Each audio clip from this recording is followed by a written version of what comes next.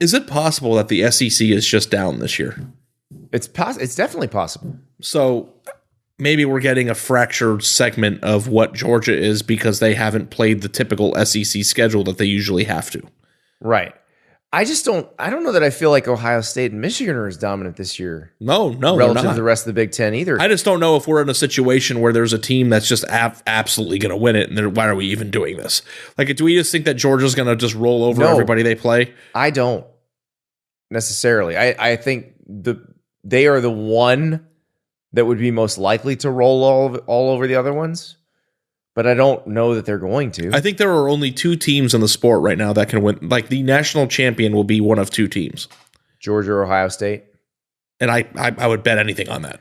Because you're saying this because you think Ohio State is the only team with the talent level capable of playing the kind of game. And just the draft picks that are on the team. That's what I mean, the talent level. Yeah. But, like, even though talent level is kind of vague, like, they are the only team that's... develop talent. Like Marvin Harrison Jr. Marvin Harris Jr., CJ Stroud, Jack Sawyer's coming out, JT Tuimoloau. I mean, it's just like they're all over the place. Like, dudes everywhere on that team. Dudes everywhere. And Georgia's the same way. You're right. Like, who's going to win the championship if it's not them two?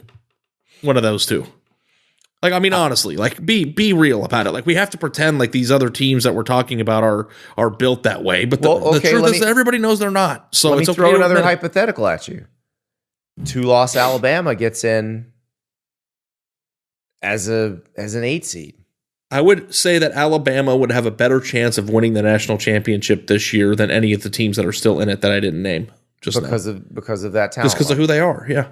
Well, that could produce some more fun games along the way. If the 12-team playoff were this year, Alabama would have a very good chance to advance to the semifinals.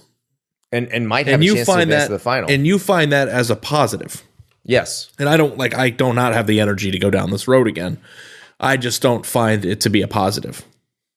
That's because you want to be done with them. You want to put them out of your mind. Yeah, we enjoyed their upsets. It was crazy. We all enjoy it. We figured it out. They're not elite. But see, I want to enjoy. I want to enjoy it when someone surprisingly beats them. But I also want the best, most talented teams still there to compete for the championship. And I respect that as your preference. I've broken you. I love it. I've finally broken you. It's 1:15. I'm just a man at the end of his pathetic rope. I've broken you. I will say that my point has always been the case of, like, if you are excited for the expanded playoff because you want an 8 seed to win, the 8 seed that wins will be like this year's Alabama. It'll be Alabama. It's not going to be Pitt. That's okay. It's not going to be Pitt. Because maybe they should have been there anyway. Yeah, I mean, maybe the ball bounced funny sometimes. Yeah, and it does, and a team like that can figure it out in a hurry. I don't know if this year's Alabama team is actually good enough. I don't think but so. if I had to put, like, if somebody was like, Ari, your life depends on it, you have to put one team on the field against Georgia to win, and if they lose, we're going to take all your money from you. Who would you put? Like, just answer the question. We both agree we'd probably pick Ohio State in a dome. To in play a playoff setting to play against Georgia to win, right? And if it wasn't Ohio State, then who would be team 2?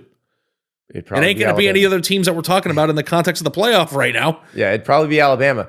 But then it might be LSU after that. I agree with you that I don't think, LSU is even far more imperfect than Alabama. So, and that's what, and maybe we're getting to that point. I don't know. I'm very curious. I might have said Tennessee before this week, but not anymore. Not just because of the playoff expanding, but because of the other changes in the sport.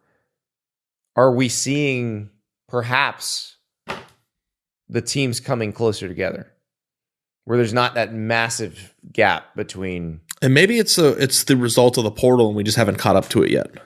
That's what I'm wondering, because I think the portal makes things more efficient. I think instead of having guys sitting there waiting their turn at certain schools, they're starting and starring at other places, and it makes those games slightly more interesting. And I think it'll be interesting, too, to see if other coaches will stop playing the seniority bullshit and just play the best player. Because sometimes you have players who are on the bench for no reason just because they're young that transfer out there. And I was having an argument with somebody on Twitter about Harold Perkins saying he was one of the best players in the country. And he goes, "You're an idiot. He's a freshman." It's like, what the hell does that have to do with anything? That means nothing. It means nothing. Yeah. He is one of the best players in the country. What won't I acknowledge? BSC says I won't acknowledge that. I don't know. That Georgia would. That this is Matthew's comment that Georgia would effing probably crush would. Ohio State. Maybe, I don't know. but Ohio State has the talent to put that. Okay. Ohio State has the talent to put a game together to compete with Georgia. Yeah, if I had to put them on another team on the field, and I had to choose between Ohio State, Michigan, TCU, Tennessee, LSU, USC, Alabama, Clemson, Utah, Penn State, Oregon, and North Carolina, just the top 13 teams. Who are you throwing on the field there, BSE? You're throwing the Buckeyes on the field. Throwing Penn State out there and hoping for the best, or what? I mean, well, before we go, I do want to point out what this discussion we're having.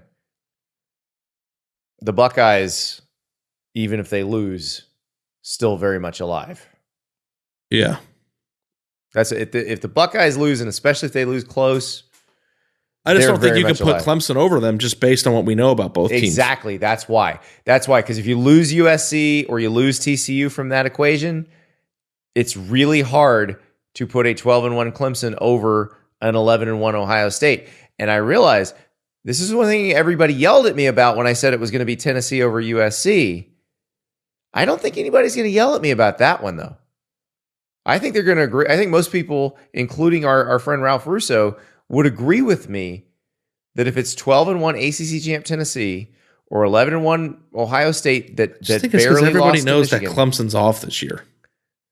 Well, and you have the data point where you can point to and say, yeah, here's where they did the same, played the same team. But to your own point too, that's kind of bullshit because at the beginning of the year, Ohio State got them when they were, and they got them as on the ascension. But exactly, but people will be less argumentative about that. I also think they'll be less argumentative because it's a Big Ten team and it's potentially two Big Ten teams getting in versus two SEC teams getting in. I think people are ready to see if it's going to be a league getting two teams in, they want to see a different league because the ACC's gotten to do it once when Notre Dame was playing an ACC schedule, but they'd like to see a different league get to do that. And I think people would like to see the Pac-12 get in again too. So viva la difference. We're going to find out exactly how this is going to go down. Assume nothing. That is what Saturday taught us. Assume nothing.